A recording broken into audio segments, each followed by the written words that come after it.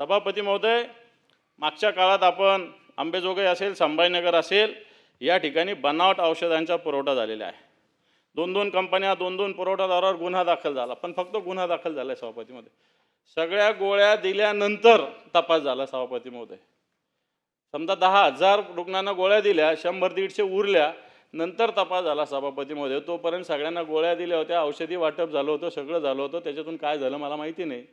परंतु बोगस औषधा अशा पद्धतीनं अंबेजोगाई आणि संभाजीनगरचे मागच्या काळात उघड झालेले आहे. ज्या कंपन्याच अस्तित्वात नाही त्या कंपन्यांना टेंडर दिलेले आहे. ज्या कंपन्या कुठंच नाही, फक्त पत्ता आहे त्यांचा, बाकी काही त्यांचं कुठंच ठाव ठिकाणा नाही. आणि आपलं विभाग, या विभागांना अशा पद्धतीनं अशा पद्धतीनं ज्या कंपन्याच नाही आहे, उत्तराखंडची कंपनी, झारखंडची कंपनी, नुसतं ॲड्रेस आहे पण त्या कंपन्याच नाही आहे, त्यांचं कुठं प्रोडक्शन नाही, ऑफिस नाही, आणि त्यांना टेंडर आपल्या राज्यातील या विभागानं दिलेले आहे सभापती महोदय.